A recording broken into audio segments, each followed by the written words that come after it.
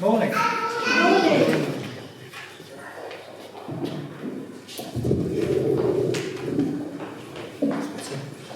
Can you hear me? Yes. Good. You'll excuse me using my mobile phone for the Bible readings, but I find it easier. I'm getting to the point where I need bold text and big.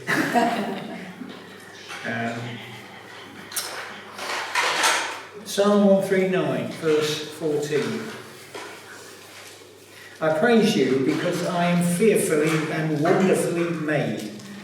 Your works are wonderful. I know that full well.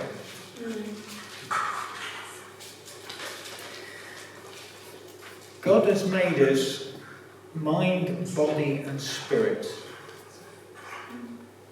And as God is 3 in 1, we're kind of 3 in 1. And when that 3 in 1 is in harmony, we have what we call wholeness. Best described as having a good day. Physically, mentally and spiritually. But unfortunately we live in a broken world. And quite often our 3 are out of kilter. Over the next 3 weeks we're going to cover body, mind and spirit.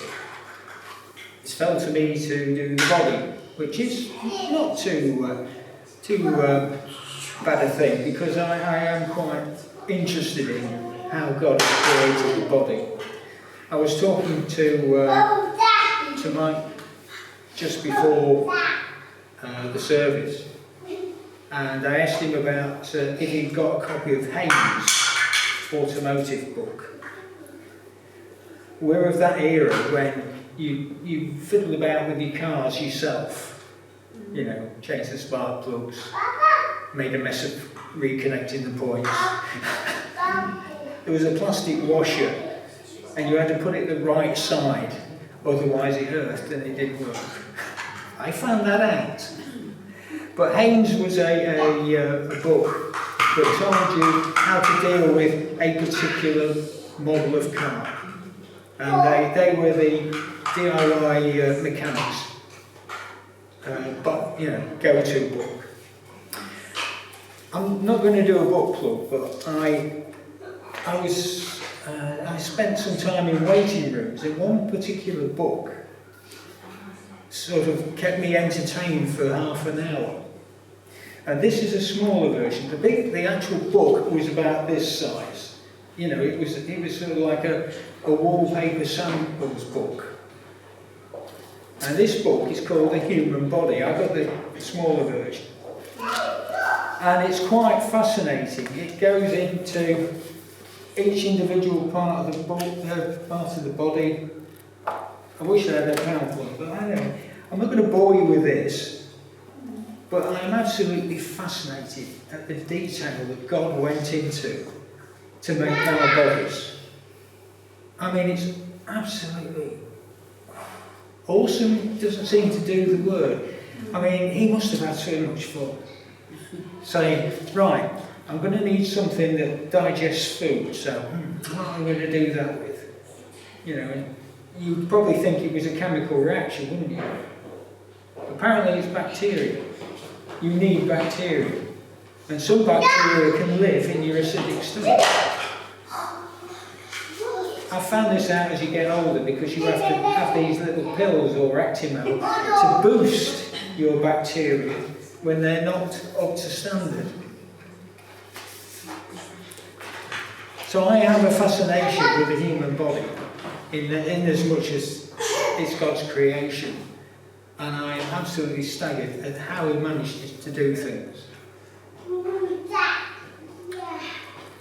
Physical healing is a part of restoring wholeness. Just one part. Now, I'm not going to detail why you get ill, what causes you to have illnesses, afflictions, because otherwise that's a whole another sermon. But I'm going to focus on what the Bible says about healing in the body. So excuse me 1 minute while I just fire this up. Now Paul had something to say, and it's 1 Corinthians chapter 12 verse 26. If you can't keep up with me, that's okay. I'm going to post all these Bible passages on WhatsApp.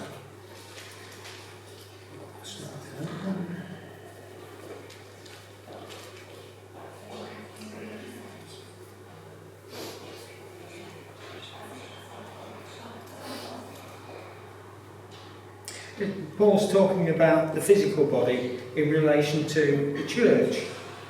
If one part suffers, every part suffers with it. If one part is honoured, every part rejoices with it. Now I'm sure you've all had toothache. It's one of those things that a small part of your body can give you so much pain that it affects the rest of you. In fact, it can prevent you from working because you just can't focus on anything. And that's an example of how one part can affect the whole part.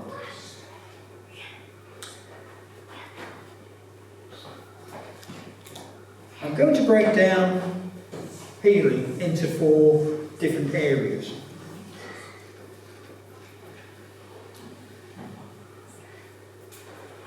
We move to Mark 8, verses 22 to 26. They came to Bethsaida, and some people brought a blind man and begged Jesus to touch him. He took the blind man by the hand and led him outside the village. When he had spat on the man's eyes and put his hands on him, Jesus asked, "Do you see anything?" He looked up and said, "I see people. They look like children walking round." Once more Jesus put his hands on the man's eyes. Then his eyes were opened and his sight was restored. And he saw everything clearly.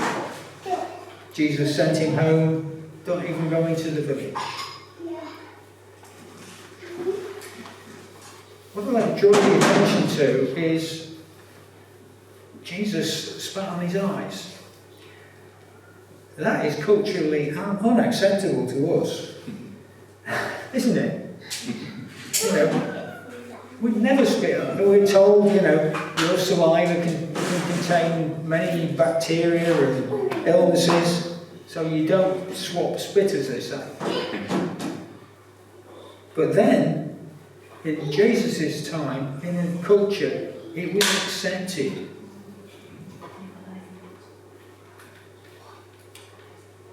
We move on to John 9.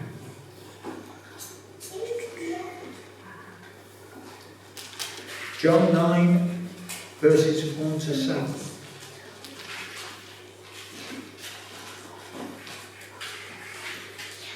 As he went along, he saw a man blind from birth.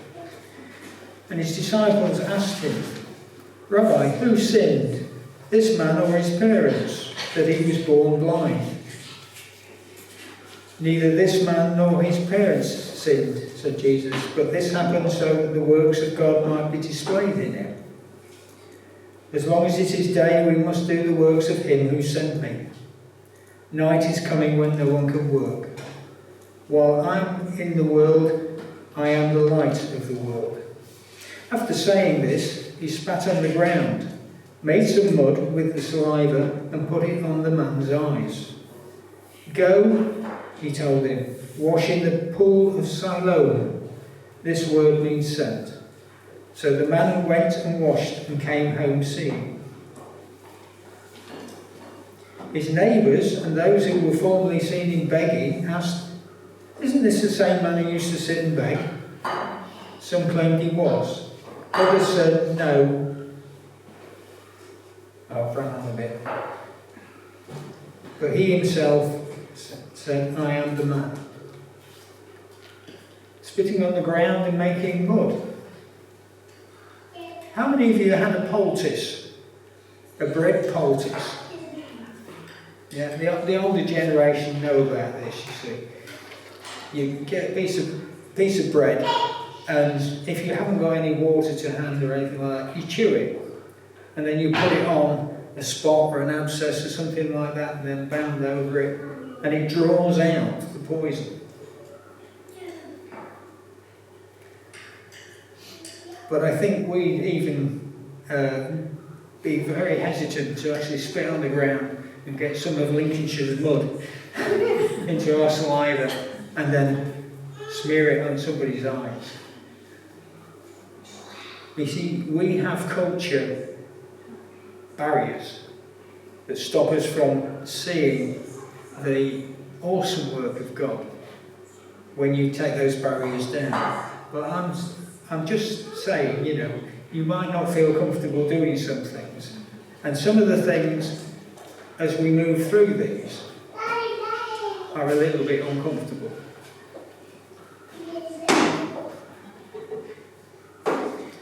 We're moving now to restoring hearing and speech. This is in Mark.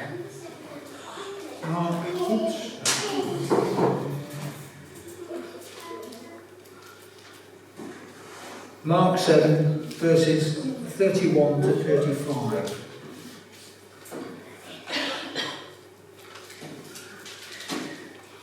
Then Jesus left the vicinity of Tyre and went through Sidon, down to the Sea of Galilee, and into the region of the Decapolis. Yeah, that's right. Then some people brought to him a man who was deaf and could hardly talk. And they begged Jesus to place his hands on him. After he took him aside, away from the crowd, Jesus put his fingers in the man's ears. Then he spat and touched the man's tongue. He looked up to heaven and with a deep sigh he said to him, Ephphatha, I don't know if I pronounced that right, which means be opened. At this the man's ears were opened and his tongue was loosed, and he began to speak. I don't know how you feel about touching somebody's tongue.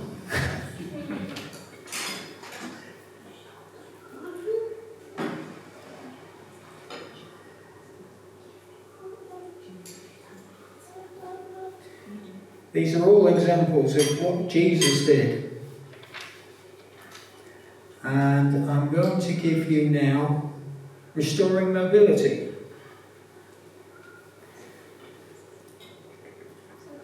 Which is John 5, verses 1 to 9.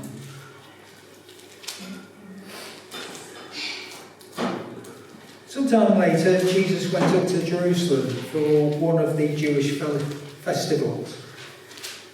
Now there is in Jerusalem near the sheep gate a pool, which in Aramaic is called Bethesda, which is surrounded by 5 coloured colonnades. Here a great number of disabled people used to lie: the blind, the lame, the paralysed. One who had been there had been an invalid for 38 years. When Jesus saw him lying there and learned that he'd been in this condition for a long time, he asked him, "Do you want to get well?" "Sir," the invalid replied, "I have no one to help me into the pool when the water is stirred, and while I'm trying to get in, someone else goes down ahead of me." Then Jesus said to him, "Get up, pick up your mat and walk." At once the man was cured. He picked up his mat and he walked. I think we'd all prefer that kind of healing, wouldn't we? Because we don't have to touch and don't have to spit. So, there's a lesson.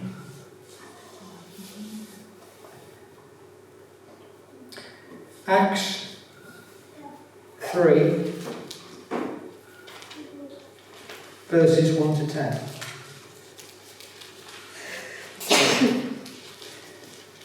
And it's not just restricted to Jesus doing this. One day, Peter and John were going up to the temple at prayer time at 3 in the afternoon. Now, a man who was lame from birth was being carried to the temple gate called Beautiful, where he was put every day to beg from those going into the temple courts. When he saw Peter and John enter, he asked them for money. Peter looked straight at him, as did John. Then Peter said, "Look at us." So the man gave them his attention, expecting something from them. Then Peter said, "Silver or gold I do not have, but what I do have I give you. In the name of Jesus Christ of Nazareth, walk." Taking him by the right hand, he helped him up, and instantly the man's feet and ankles became strong. He jumped to his feet and began to walk. Then he went with them into the temple courts, walking and jumping and praising God. When all the people saw him walking and praising God, they recognized him as the same man who used to sit begging at the temple gate called Beautiful, and they were filled with wonder and amazement at what had happened. Sounds easy, doesn't it? And finally, you'll be glad to see, I'll take you on a merry dance through the Bible. Restoring life. Now I'm going to start way back in the Bible. 1 Kings 17,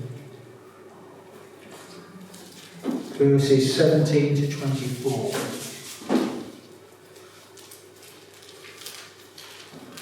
Now this is Elijah when he was lodging with a woman in a foreign land. Sometime later, the son of the woman who owned the house became ill. He grew worse and worse and finally stopped breathing.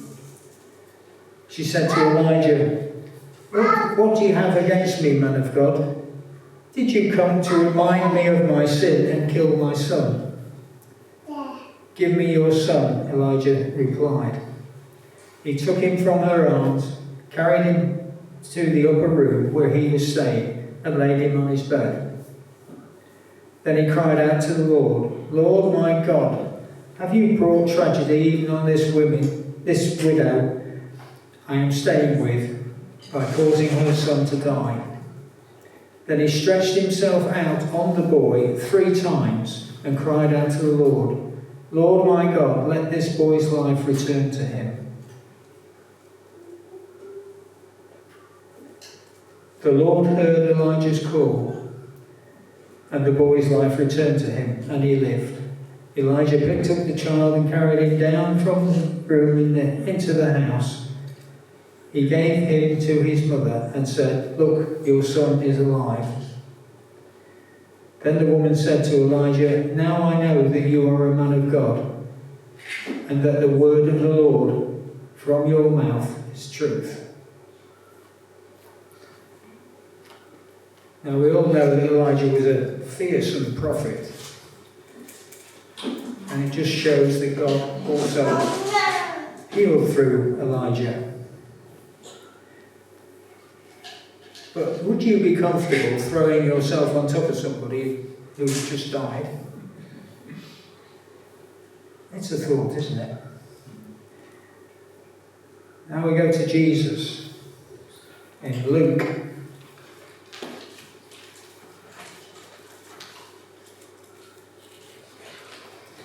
Luke chapter 7, verses 11 to 15. Soon afterwards, Jesus went to a town called Nain, and his disciples and a large crowd went with him. As he approached the town gate, a dead person was being carried out, the only son of his mother, and she was a widow. A large crowd from the town was with her. When the Lord saw her, his heart went out to her. He said, "Don't cry."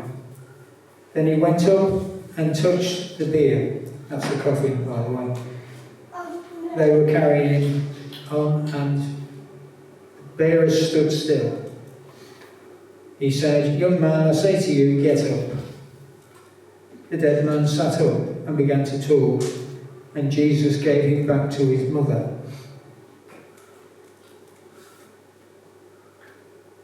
Amazing, isn't it? I can only stand in awe of Jesus' positivity. That's a way to heal, isn't it? To be confident.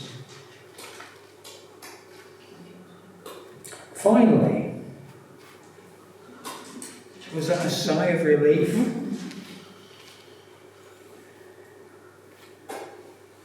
Acts 20, 7 to 12. And this is Paul. And it's also, there's a lesson here also for preachers. So take note. On the first day of the week, we came together to break bread. Paul spoke to the people, and because he intended to leave the next day, kept on talking till midnight. Make a note of that. He kept on talking till midnight. There were many lamps in the upstairs room where they were meeting. Seated in a window was a young man named, excuse my pronunciation of this, Eutychus. Any offers? Okay. Who was sinking into a deep sleep as Paul talked on and on.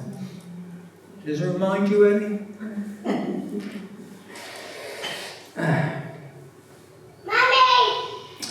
When he was sound asleep, he fell to the ground from the third story and was picked up dead. Now I want you to think about that. Third story. Alright, their buildings might not be quite as tall as ours, but the third story is quite a fall. I mean, unless he's fell on something very soft, you're talking serious injuries. If he survived. Well, we're told there he was picked up dead. Paul went down, threw himself on the young man and put his arms around him. "Don't be alarmed," he said, "he's alive." He then went upstairs again and broke bread and ate. After talking until daylight, he left. The people took the young man home alive and were greatly comforted.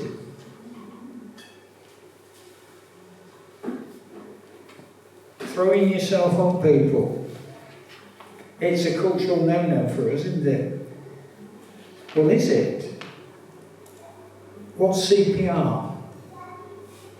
Cardiopulmonary resuscitation. How many have learned how to do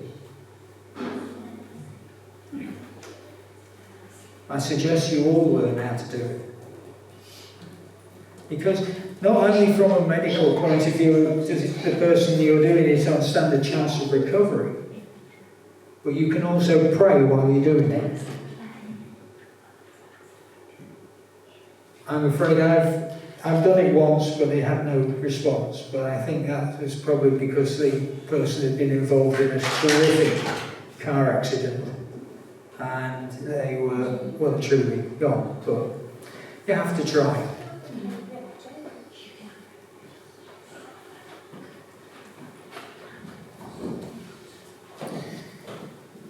As I say, the human body absolutely fascinates me. And as God created it, God knows how to heal it and to restart it. And without going into, why you're ill, which can have many reasons, prayer can be effective. As I say, I'll put all those Bible passages on WhatsApp. Thank you. Amen.